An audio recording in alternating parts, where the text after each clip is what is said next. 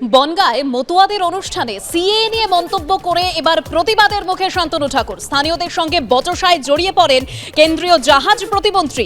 24-এর ভোটের আগে সিএ হবেই দাবি করেছিলেন শান্তনু ঠাকুর, আর তার বক্তব্যের প্রতিবাদ করলে স্থানীয়দের সঙ্গে বচসায় জড়িয়ে পড়েন শান্তনু ঠাকুর। তৃণমূলের লোকেরা গালিগালাজ করেছে, অভিযোগ করেছেন শান্তনু ঠাকুর। পাল্টা তৃণমূল দাবি করছে সাধারণ মানুষ প্রতিবাদ করেছে, দল এর সঙ্গে জড়িত নয়।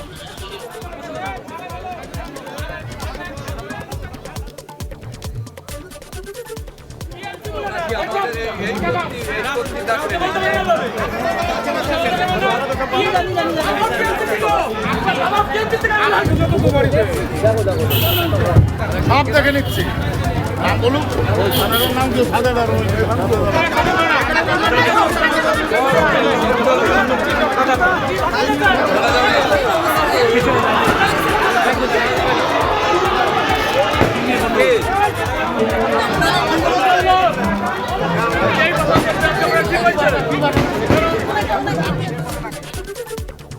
লোকজন ছিল, তাদের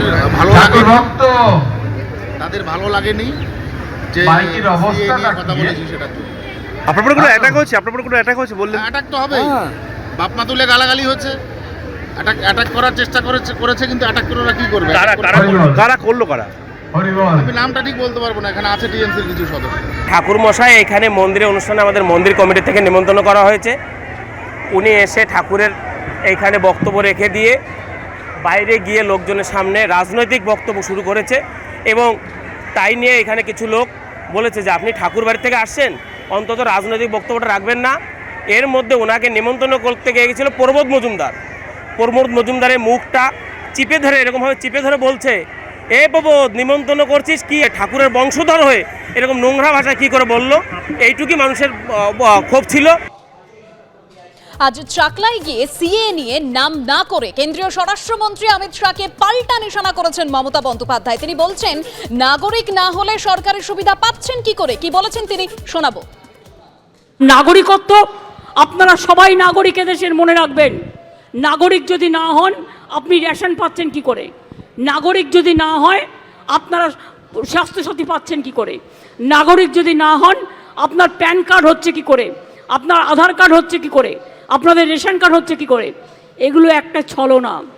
আগে সিটিজেনশিপ কার্ড ডিএমদের হাতে ছিল, এখন কেড়ে নিয়েছে রাজনীতি করার জন্য, সমাজে ভাগ করার জন্য। বলছে একে দেবো ওকে দেবো না। এটা তো করা উচিত নয়। করলে তুমি সবার জন্যই করো।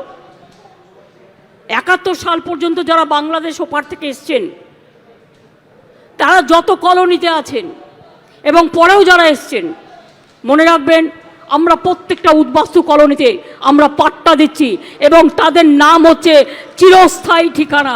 আমরা সকলকে পাট্টা দিচ্ছি যাতে তাদের উদ্বাস্তু হয়ে থাকতে না হয়। অনেক কষ্ট করেছেন তারা।